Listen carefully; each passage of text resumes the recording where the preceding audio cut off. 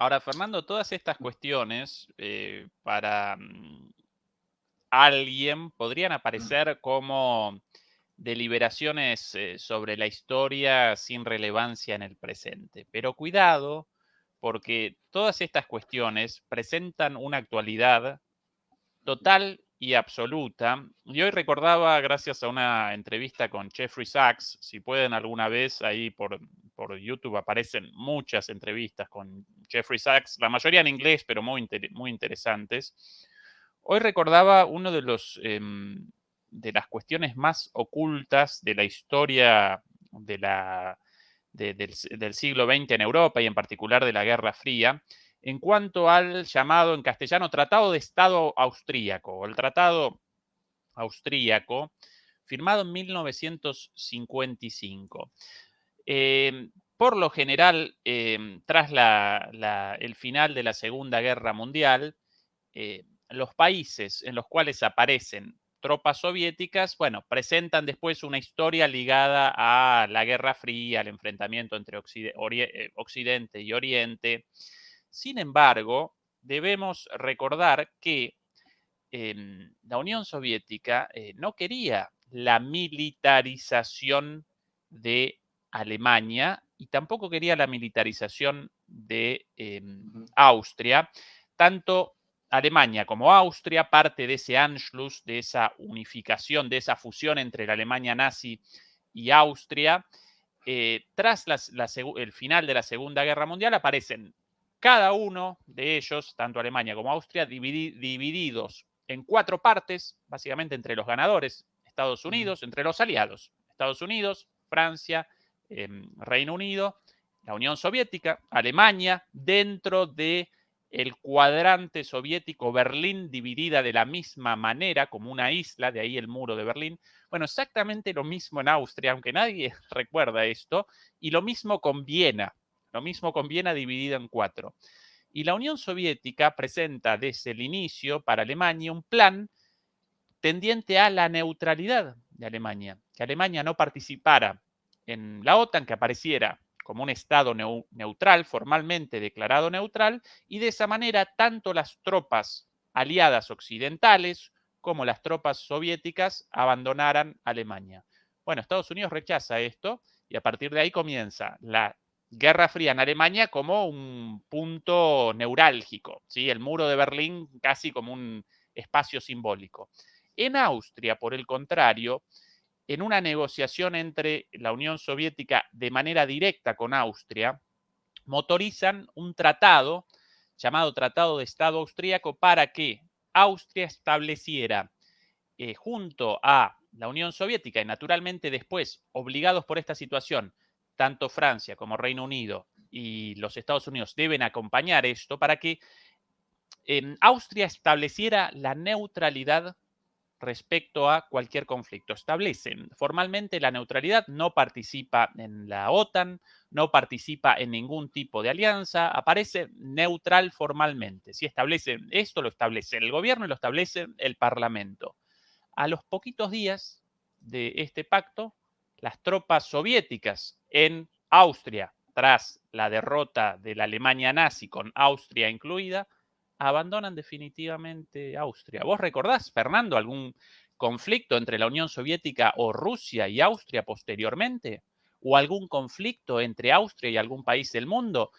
No, Austria, recordemos, representa una isla de neutralidad en plena Europa. Cuando un país aparece neutral, ni la Unión Soviética en su momento, ni Rusia acomete ataques porque no aparece amenazada. ¿Sí?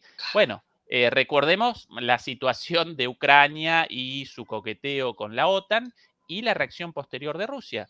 Pero ahí, en Austria, aparecía una posible salida a esta situación a través de la neutralidad. Bueno, ¿quién rechazó la neutralidad de Alemania en su momento y quién rechazó naturalmente la neutralidad de Ucrania en los y del este de Europa en los múltiples avances de la OTAN hacia el este? ¿Y quién rechazó el acuerdo de paz tras 2 meses de iniciada la guerra en 2022 entre Rusia y Ucrania, con uno de los puntos claves de ese acuerdo, como la neutralidad de Ucrania respecto a la OTAN, Estados Unidos, porque no quiere la neutralidad, porque no quiere la paz, porque quiere el conflicto con su enemigo Rusia o en su momento la Unión Soviética. Esto no lo presentan en ningún lado, ¿sí? Como parte de esa generación de sentido de todos los otros malos, nosotros, Occidente, nosotros, Estados Unidos, los buenos, entonces podemos cualquier cosa, porque Superman, Batman y los superamigos pueden cualquier cosa, porque ellos siempre los buenos, ¿sí? Mira, es que es tremendo. Es decir, efectivamente, y como tú bien decías, y lo de Austria hasta ahora, Austria sigue siendo un estado neutral, quiero decir. Aunque a veces haga ciertas cosas, ciertos apoyos, digamos, más o menos en el tema de sanciones contra el tema de Rusia y tal. Bueno, no estoy seguro si Austria ha impuesto sanciones ahora mismo.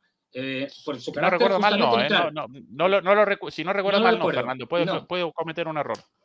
No, es decir, por ese carácter neutral que tiene Austria, que le impide además constitucionalmente meterse en ningún fregado, en ningún lío. Es decir, bueno, pues como bien señalas hasta ahora. O sea, y bueno, pues le ha salido, por lo que se ve, bastante bien.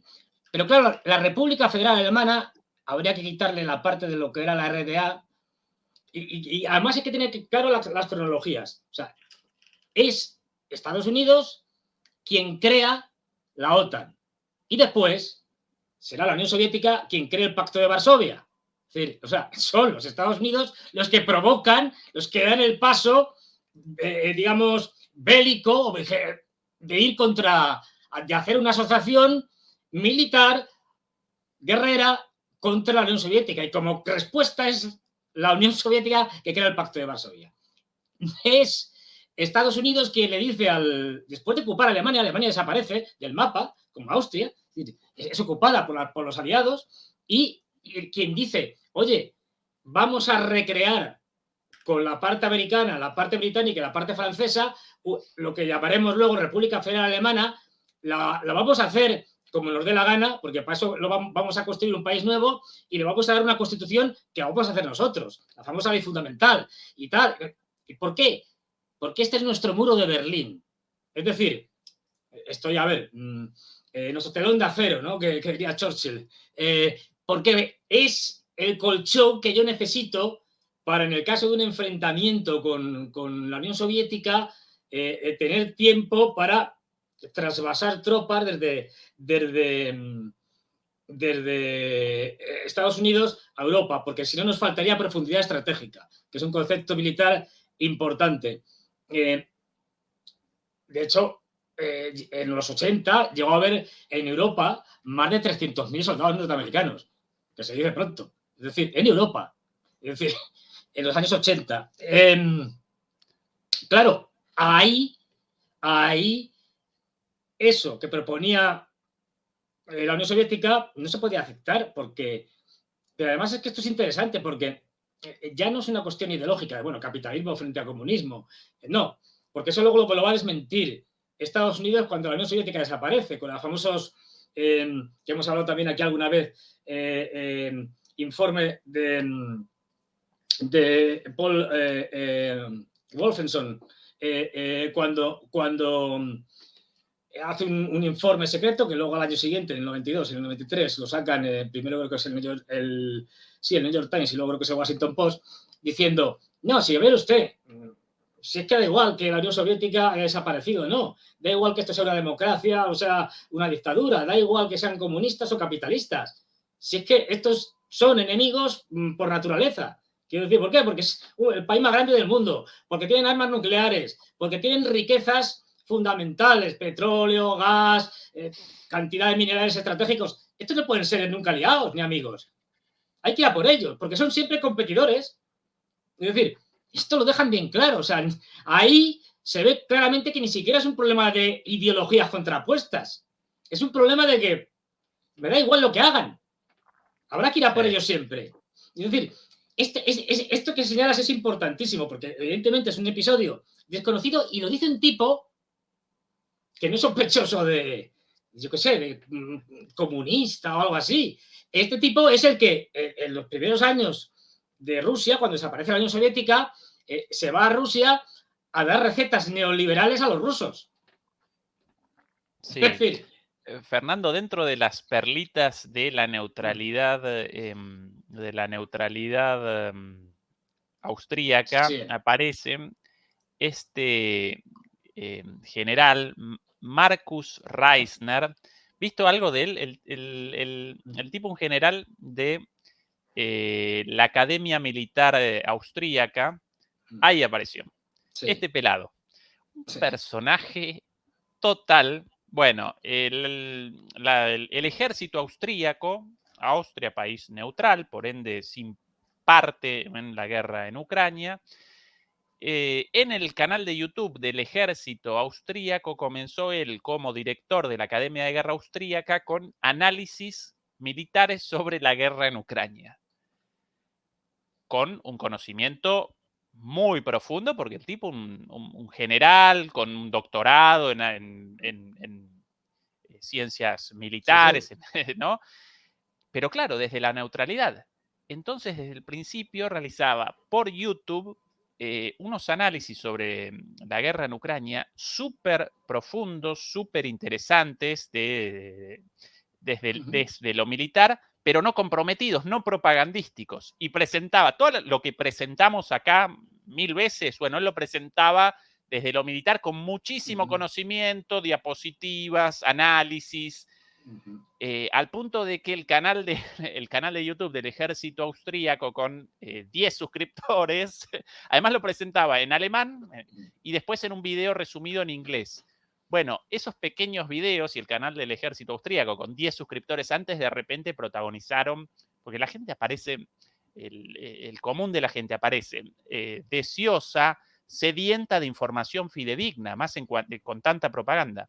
Y el tipo presentaba todo como lo presentamos acá, ya antes de la contraofensiva, de la barbaridad de la contraofensiva, sino inicialmente respecto a la superioridad de Rusia respecto a las fuerzas de la OTAN y que la guerra carecía de sentido. Y bueno, entonces de repente los videos los videos de este canal comenzaron a contabilizar millones de visualizaciones. Todo el mundo interesado en una perspectiva verdadera de análisis militar comenzaba con el análisis de su canal.